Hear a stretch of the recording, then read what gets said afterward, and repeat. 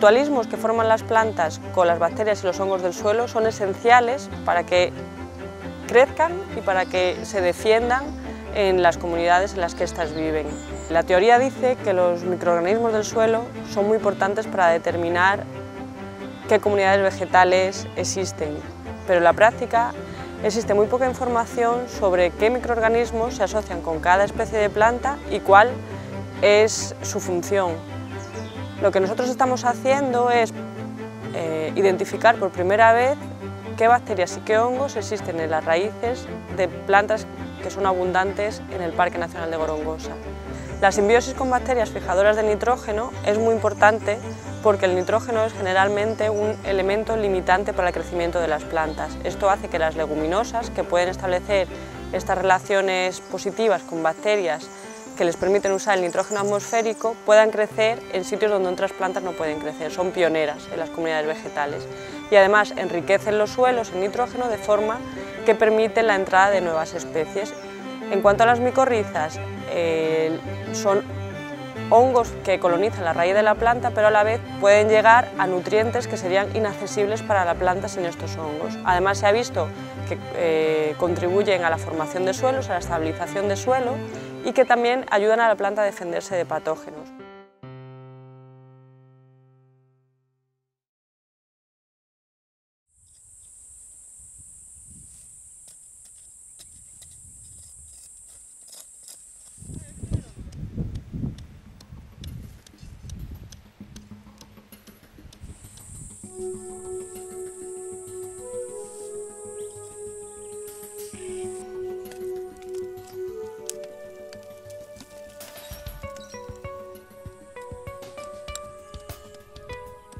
Para estudiar las interacciones entre especies vegetales y microorganismos mutualistas de suelo, podemos recoger suelo de cada una de las comunidades que queremos estudiar y semillas de las especies que queremos estudiar. Lo traemos todo al invernadero, al laboratorio, y plantamos cada especie con su suelo.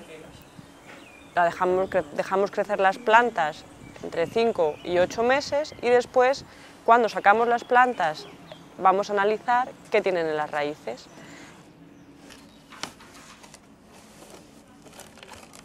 Após o crescimento das plantas, vamos então analisar as suas raízes, no sentido de encontrar mutualistas do solo.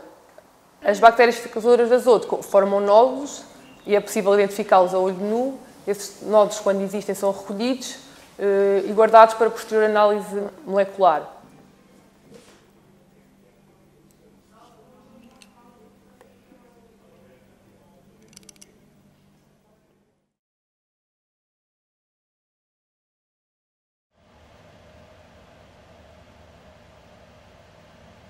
Los nódulos recogidos en las raíces son desinfectados y triturados para obtener las bacterias que tenían en su interior.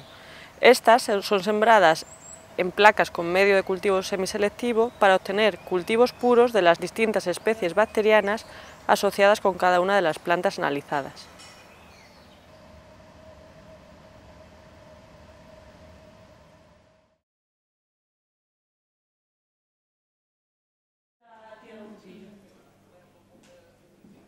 As raízes, depois de serem lavadas, podem ser usadas técnicas de coloração para identificar a presença ou a ausência de micorrizas.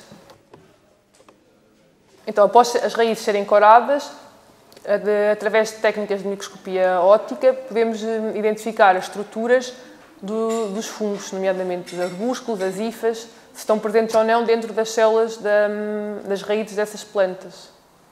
No entanto, essas técnicas só permitem uma observação da ausência de presença, não conseguimos identificar quais são os fungos. Para isso, depois, essas raízes vão ter que ser estudadas por técnicas de biologia molecular.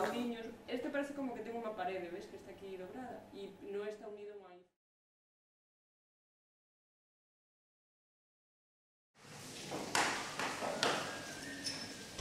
Como os micro-organismos são difíceis de ver olho nu e de distinguir morfologicamente, vamos ter que recorrer a técnicas de biologia molecular para os classificar.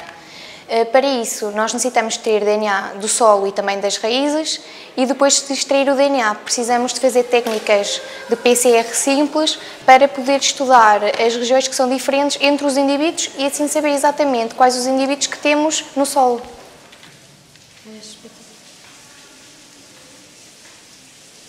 Após a realização do PCR, recorremos um gel em eletroforese para podermos ver o padrão de bandas dos indivíduos. E o que acontece? Quando os indivíduos têm um DNA diferente, o padrão de bandas vai ser diferente e então podemos distinguir com que indivíduo estamos a lidar.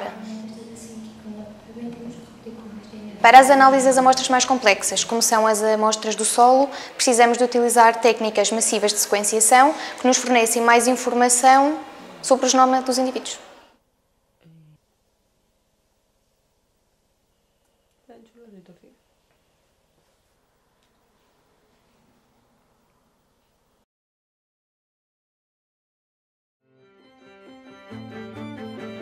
Al final, con todo esto, lo que queremos es obtener una imagen general de las interacciones entre las plantas y las bacterias y hongos del suelo en cada una de las comunidades vegetales que estamos estudiando en Gorongosa.